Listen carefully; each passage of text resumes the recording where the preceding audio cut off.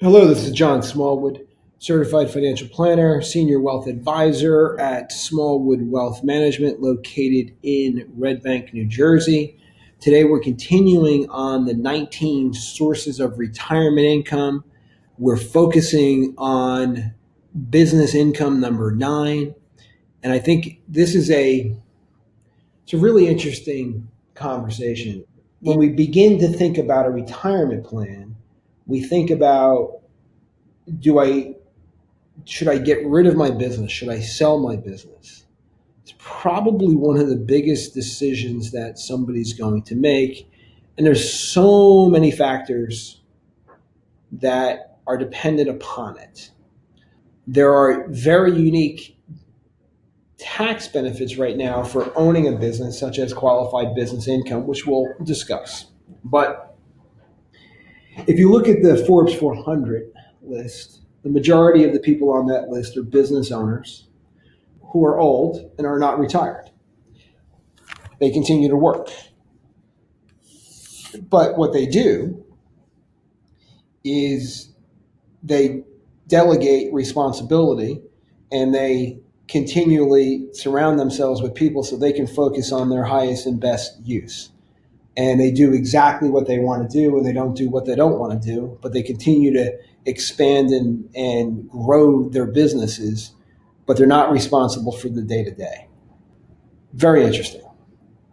So when you're building a business, you have to think about, is it better for me to maintain the business and have successor management in there, or is it better to sell it? And that's a unique individual decision that's going to be unique for each individual person.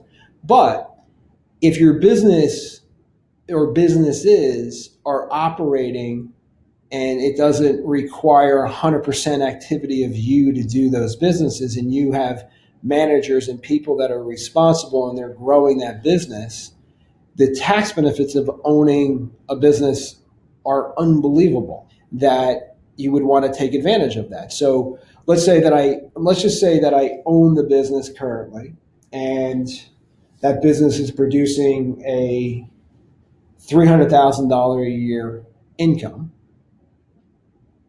not including salary. And that $300,000 income comes from a corporation and a income style that's benefiting from qualified business income, Section 199A deduction. Okay, 20% of that income is not taxed. So if it's $300,000, I'm paying tax on 240 as opposed to 300. The business may have some fringe benefits for you also that you could take advantage of as well. But that same $300,000 business investment, right, that income, if I sold the business and I paid capital gain income on it, maybe there was some depreciation recapture or goodwill or something like that that changed the tax bracket. But let's say I sold that business and I sold it for a 5 multiple. That's 1.5 million. I pay capital gain rate in state level tax and the 3.8%. So let's just say I walk away with 70%. So now I have $1 million. And I now have to go put that money to work. Where am I going to put it to generate that kind of income? So now, if I put it in the bank, I'm going to get about $10,000 a year of interest. If I put it in a bond portfolio, I might get 3.5 to 4. If I put it in a stock portfolio and I don't take capital gains from my stocks, I'm getting about 1.5 to 2%. Not that exciting. For me to take a $40,000 or $50,000 withdrawal from a portfolio versus maintaining the ownership of that business and getting $300,000 a year and paying tax on 240, there's a huge difference in the amount of income that I am having. And with the spread of income, let's just talk about that for a second. 300,000 to 40, there's people that can be hired in the middle of those two expenses by using some of that expense to maintain that business. Now, I'm not saying don't sell your business. There might be really great economic reasons to sell your business now as opposed to later. We all have stories of people that have held on to their businesses because they thought they'd be worth more in the future. And the powers and the economics changed and they're no longer valuable, or they fell apart, or there was some sort of lightning bolt that took their businesses out, some kind of technology. So I'm not saying that, but what I am saying is the value of a business in retirement can be a wonderful thing for the family and the individual. And it's also quite good for your brain power. Many of my mentors and many of the people that I work with are in their 70s. They're still contributing. Some of them are in their 80s. And I've known people in their 90s that continue to work because they just work less and they work differently. They travel and they do things, but being active in the business and being active in a community and being active with employees has tremendous benefits for many people beyond the money. But when we're building, let's say you're in the camp where it makes sense to sell the business to liquefy that asset, in order for you to maintain the same amount of lifestyle, you really need to develop a plan today so that you have these 19 sources of retirement. And if the business income is not something that you're going to maintain, but I still have the same lifestyle, I better have saved money in other places that's going to help offset the income loss by selling that business. But the business is something that it's the business income, depending upon the business, has very unique tax benefits. You could be benefiting from depreciation, you could be benefiting from depletion, you could be benefiting from, depending on your business, the qualified business income deduction. There's so many wonderful tax benefits out there that you can benefit from that make great sense. So the business income, depending on the succession plan and the buy-sell agreement and what you do, maintaining that small business or medium-sized business may be the best thing that you do in your plan. But I don't think you can make that decision without really having a big picture plan and understanding where you're going. A lot of people I've encountered, they work so hard, they don't have any balance, they don't have any things going on. They want to get away from the business because they're just stressed out. And when they get away from the business and they get unstressed, they realize they miss 3-4 things in the business that they can't replicate. And if they had spent some time to get rid of, the activities that they hated doing and focused on what they love doing, they might have had more enjoyment by not selling. In the other cases, that's the exact opposite. Again, one of the things is really understanding, what is your business really worth?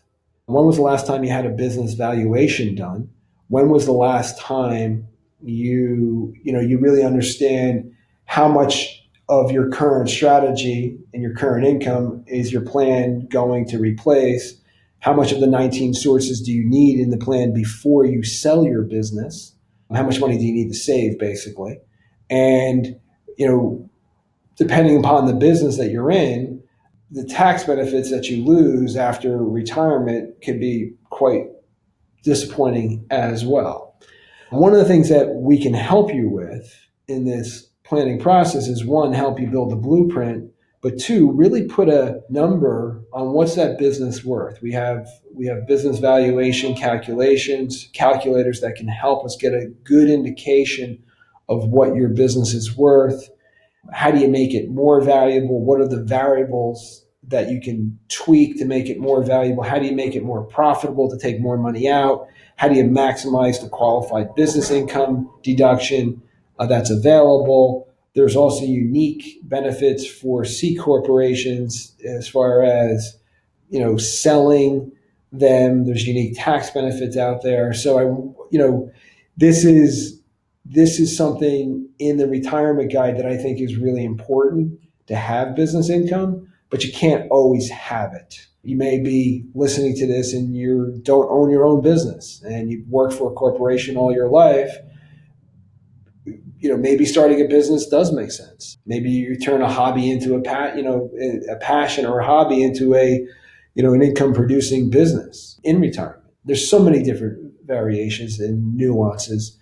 Just want to make sure that the business is not a sucker of assets, meaning the business is positively cash flowing and not requiring you to contribute money to the business and reduce your income. But take advantage of our opportunity to have a wealth curve conversation with an advisor. It's free. There's no obligation. It's an investment of, somewhere between 30 and 45 minutes. At the end of that meeting, you'll have a really good indication of how do I get myself in the 19 sources of retirement income? How do I get myself on track? How do I reduce my taxes, reduce my risk, decrease my fees and costs? How do I save more money? How do I increase my retirement income? And how do I pass more to my family? These are all things that are not mutually exclusive, but they can all be done in one big coordinated plan. They can only be done in a coordinated plan when you look at the big picture, which I hope you're getting from listening to the 19 sources of retirement income and listening to this podcast. It's not about one thing. It's about making good decisions on all of the things that you have and revisiting those decisions on a regular basis to make sure that you're heading in the right direction, that your wealth curve is trending in a positive direction as opposed to a negative direction from a trend. So look forward to hearing from you. If you're a client, let's get together and do a regular review. If you're listening to this for the first time, you can request a copy of our 5 Ways Your Wealth's Under Attack book. Please subscribe to the podcast on your favorite podcast medium source that you receive podcasts from. Share it with friends, share it with people, share it with business people. We're available for seminars and workshops. Check our website for events that are starting over the next few months that will be going on. Lots of opportunity to have a conversation. Now is the time to make a plan. What you do today is going to dictate how your next 15 years are. I believe the next 15 years in your retirement plan and your wealth plan and your current environment are your most important 15 years. It's the things that you do today that are going to impact tomorrow. See you soon. Welcome to the end of the video. Smallwood Wealth Management is an investment advisor representative.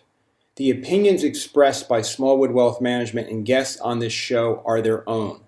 All statements and opinions expressed are based upon information considered reliable, although it should not be relied upon as such. Any statements or opinions are subject to change without notice. Information presented for this educational purposes only. Moreover, no listener should assume that any discussions or information presented serves as a receipt of or substitute for personalized advice from Smallwood Wealth Management or from any other investment professional and is not intended as an offer of solicitation for the sale or purchase of any specific securities, investments, or investment strategies. Smallwood Wealth Management is not a law firm or an accounting firm, and no portion of this presentation should be interpreted as legal, accounting, or tax advice. Information expressed does not take into account your specific situation or objectives and is not intended as a recommendations appropriate for any individual. Listeners are encouraged to seek advice from a qualified tax, legal, or investment advisor to determine whether any information presented may be suitable for their specific situation. Thank you for listening.